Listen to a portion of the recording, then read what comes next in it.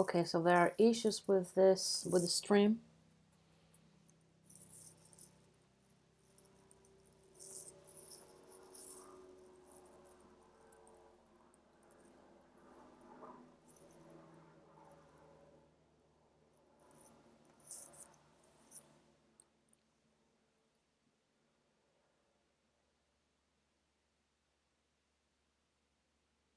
Okay, that's still not working. Either way,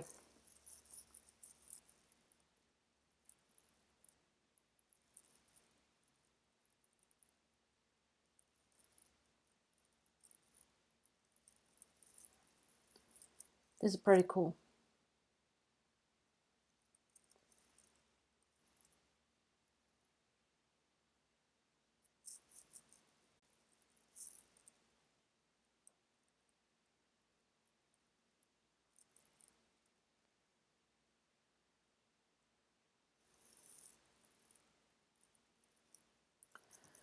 So YouTube is heavily censoring people.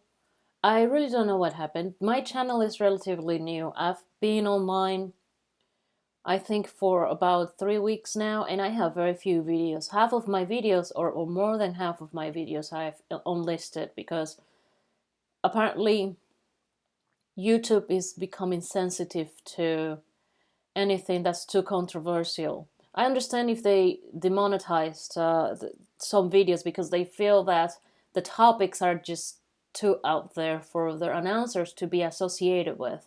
I get that. But I think there's something a little bit more sinister going on because my channel was taken out for about 2 days and I didn't receive any sort of communication explaining to me the reason why. Because if I did something wrong, yeah, well, then I did something wrong. Tell me what it is so that I can fix it. But no, I have no idea what happened. And to this day, they reinstated the channel. They gave it back to me. Some videos were demonetized, and those were videos that were talking about Pizzagate, and they were talking about. They're still talking about because some of them I still have up. They were talking about ISIS pretty much purging the Middle East of Christians. And I mean, I understand that those are topics that are not very popular. And if I were an advertiser, I probably wouldn't want to be associated with those topics. That's okay, I get it. But why would you take a channel down? That's a whole different ball game. But anyways, let me go back to what I was trying to get to when, since I started trying to get this live stream going on. So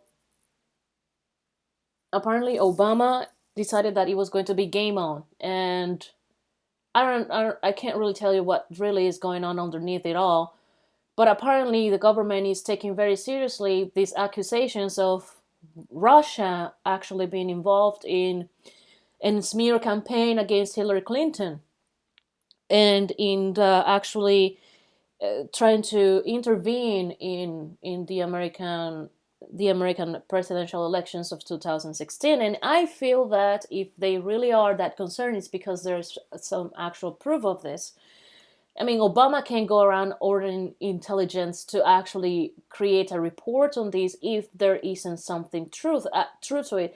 Because I mean, there are so many conspiracy theories out there that if every time a new one pops up, he goes around ordering intelligence to write a report, then intelligence wouldn't have anything else to do but to go around debunking conspiracy theories. So there has to be some truth to it. There has to be some sort of lead or some clue that they're following that actually points to Russia. Now, I have to be very honest. I believe that Russia is capable of this. I mean, let's go back a few years, a couple of years ago, where news came out of Russia having a troll army, and that's still around. I don't think they're gone. I don't think that I still there. I believe that they're still out and in full force. And you have to agree that they do have the brain power to do this sort of thing. Russia is a country that has pretty much the whole entire freaking Western world against them, and the Western world is definitely a really big power with a really a lot of influence in the world. And so Russia itself, even though that Russia for the most part it's by itself, yes, it has its allies, but in comparison to most of its allies, I feel Russia is really the strongest party, even in comparison to China. China is huge, and they are very intelligent too, and they have a lot of technology and all of that stuff. But I do believe that the Russians are even more capable than the Chinese. I will be more afraid of the Russians than I will be of the Chinese, because the Chinese can be a little bit more visceral. The Russians are highly sophisticated, highly sophisticated. I mean, these people are walking brains. And I tell you, because I live around Russians. I live in South Florida, and we have a really big Russian community going on down here. And these people are really highly intelligent. So I wouldn't doubt it if they have been using WikiLeaks as a sort of Trojan horse to infiltrate the United States political scene and actually manipulate it from within. And I would again I wouldn't put it past them. These people are highly intelligent. Um,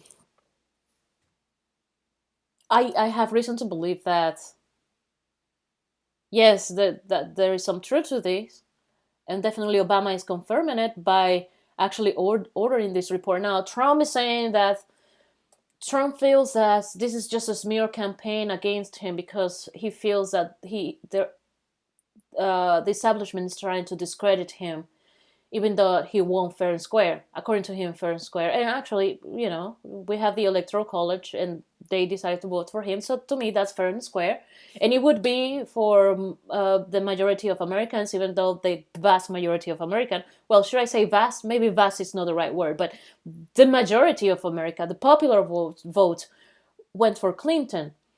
So the popular vote was definitely not with Trump, but it's a bit of a quagmire if you ask me. Um, a lot of people, and when I say a lot, I mean a really freaking lot of people voted for Trump. So the nation did want him. That can be denied. And I think I said this in another video. I don't really know if it was that the nation wanted Trump or that it was more like the nation didn't want Hillary, because I think it is now common knowledge that if Sanders would have run against Trump, that Trump would have won. But could have, would have. That doesn't mean anything now. Trump is the president elect, and that's what we're going to have to be dealing with for at least the next 4 years. So we just have to brace ourselves and hope for the best. A lot of people who voted for Trump are already feeling disenfranchised, and they are showing regret. They're going on Twitter and tweeting to the Donald how disappointed they are by his choices for appointment to his cabinet and all of that stuff. You know what? The guy was very open and very sincere. He told you very very clearly what it is that he intended. He wasn't being rhetorical. That's the thing. People don't give him didn't take him seriously. People were thinking that all of the things that he was saying, it was just lip service and that he didn't mean any of it. Actually, he did. He meant every single part of it, and he's showing it to you. The guy, in as much as people don't want to recognize it because people wanted to give him the benefit of the doubt, oh no, he's just manipulating. We all know. We know him. We know him. Well, no, he was actually being open and sincere. He told you very, very clearly from the very beginning what it is that he was planning to do, and he's doing it. So now you're going, and Michael Moore was right. I have to say that I give him all the credit in the world. Michael Moore said that Middle America is feeling fucked, like they're being fucked in the ass, which is quite true. And they saw Donald Trump as an opportunity to flip the bird to the establishment. And that's exactly what they're doing. They're flipping the bird to the establishment. It is a huge fuck you to American politicians who are too comfortable in the ivory towers in Washington, D.C. And he said, and you're going to go and you're going to do it, and it's going to feel really good for one day.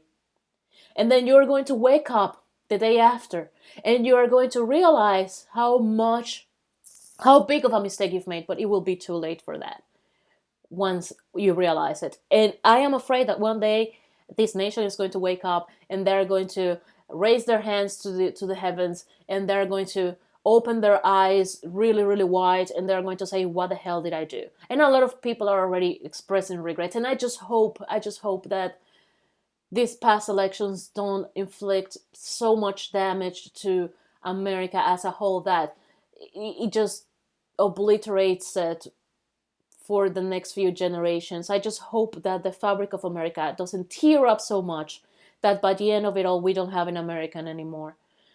It will be very, very sad. But here we are, and Obama and these Russian hacks, and I have to tell you, a lot of people are speculating that yeah, the Russians have been manipulating WikiLeaks because now they're going against Merkel in Germany, and little by little it looks like all the ducks have been aligning in a row, and apparently the WikiLeaks is going after all of the people who have been attacking Russia throughout the years. And it kind of makes sense, but we don't really have enough evidence to actually say that.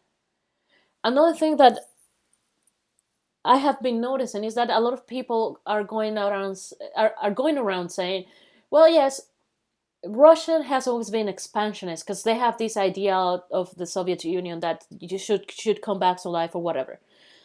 But a lot of other people are saying, no, it's impossible. You can go back to that. They don't have the power. There is, the political climate is different.